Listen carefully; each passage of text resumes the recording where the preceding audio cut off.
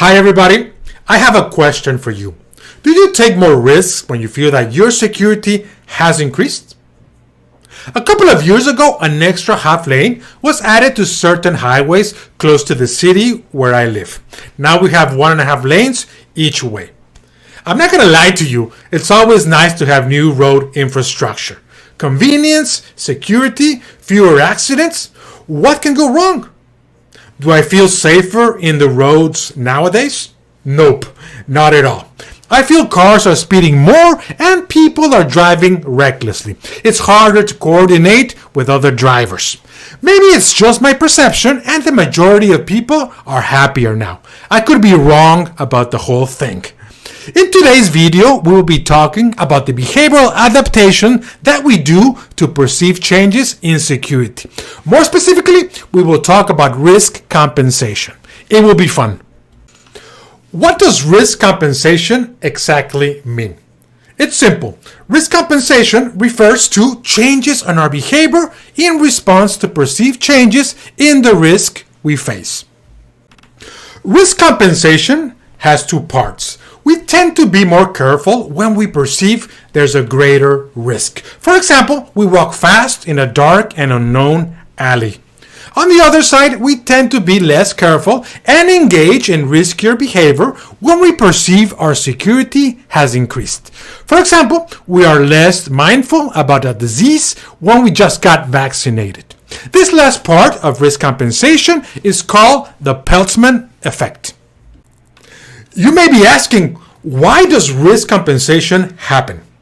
People are not machines. We all change our behavior in response to changes in the environment. For example, do you put the same amount of sunblock at the beach when you have an umbrella than when you don't have one?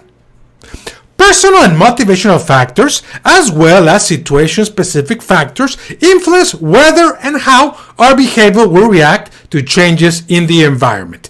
Besides, we are famous for not always doing as we are told, nor what is expected from us. We like to be contrarians.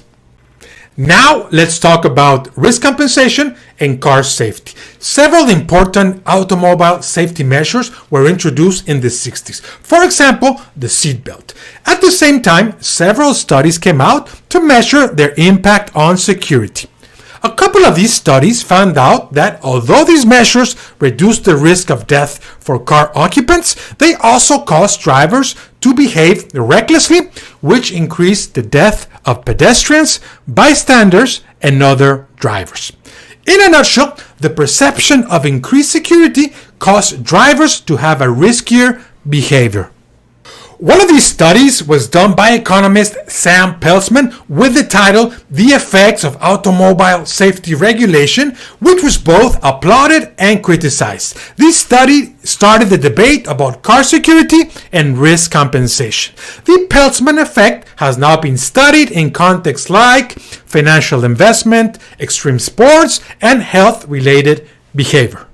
Now, let's move forward a couple of decades and talk about risk compensation, vaccines, and the COVID-19 pandemic. Let me ask you a couple of questions. Now that you have been fully vaccinated, has your behavior changed? Are you as careful today using a face mask as you were a year ago? Are you airtight washing your hands? Are you still maintaining social distance? The Peltzman effect will predict that people who have been vaccinated may feel a heightened sense of security, which might push them to engage in riskier behaviors. So watch out with the pandemic fatigue. Now let's talk about extreme sports. Bill Booth, an American engineer, inventor, and entrepreneur in skydiving equipment, coined Booth Rule number 2, which states that the safer skydiving gear becomes, the more chances skydivers will take in order to keep the fatality rate constant. When I heard about Booth's rule, I thought it was a joke, so I consulted Alberto, an expert diver and a friend of mine, who confirmed me that Booth's rule is no joke and that risky behavior is not uncommon in skydiving. And that's why probably I will never jump. You may be asking why risk compensation is important. Programs and policies can have effects and consequences that are not part of the decision makers purpose. This is the law of the unintended consequences. It's not easy to foresee how people will react to certain measures. Risk compensation is not easy to predict because it's a personal matter. This uncertainty and complexity can obviously decrease the effectiveness of well-intended policies and programs. The relevant question is not if risk compensation happens, but when does it happen? How likely is to occur? And what are the net effects? One last question.